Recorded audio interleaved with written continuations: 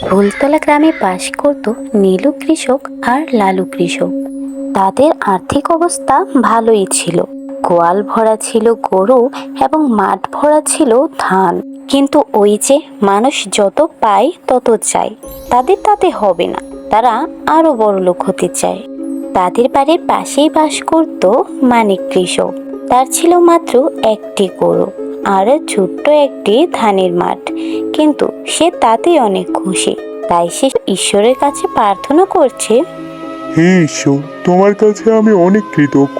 তুমি আমাকে 2 বেলা 2 মুঠো ভাত খাওয়ার জোগাড় করে দিয়েছো এবং আমাদের অনেক সুখে রেখেছো। তোমাকে অনেক অনেক ধন্যবাদ। এভাবেই যেন আমাদের দিন কাটে ভগবান। কিন্তু অন্যদিকে নীলু কৃষক আর লালু কৃষক বলছে, আমাদের আরো কিছু ধানের মাঠ আর কিছু গরু কিনতে হবে, বুঝেছো? হ্যাঁ বন্ধু, ঠিক বলেছ। মানিকের তো একটা গরু আছে, চলো ওই গরুটা দুজন মিলে কিনে নিয়ে আসি। হ্যাঁ হ্যাঁ, ঠিক বলেছ, চলো যাই। আরে মানিক, কেমন আছো?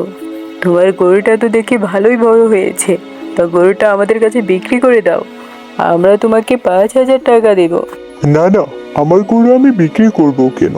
আমি তো এই গরুকে ঠিকমতো খেতে দিতেই পারি, আর গরু আমার অনেক উপকারে আসে। আমি আমার গরু বিক্রি করব না। কি, তুমি আমাদের কাছে গরু বিক্রি করবে না? আচ্ছা ঠিক আছে, তোমাকে দেখে নেব আমরা।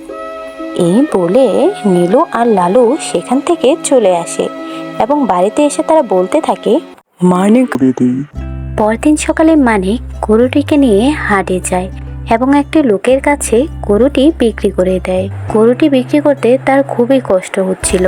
সে বাজার থেকে বাড়ি ফেরার সময় রাস্তার ধারে বসে বসে অনেক কান্না করতে লাগে। তখন সেখানে উপস্থিত হয় উপকারী পরী। উপকারী পরী তাকে বলে, আরে তুমি কে? এখানে বসে বসে কেন কান্না করছো?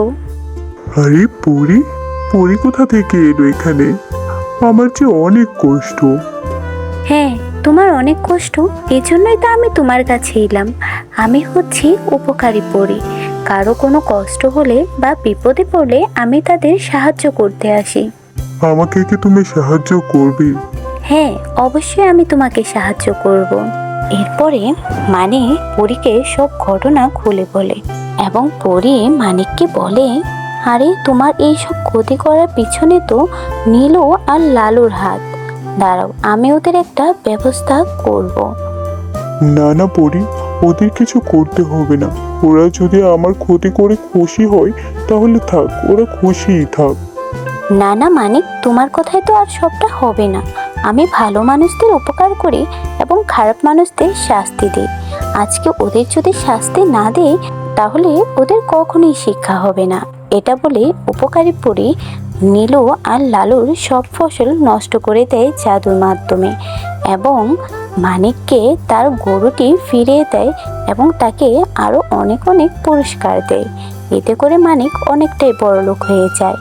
আর অন্যদিকে সব ফসল নষ্ট হয়ে যাওয়ায় নীলু আর লালুর অনেক কষ্ট হয় এবং তারা গরিব হয়ে যায়।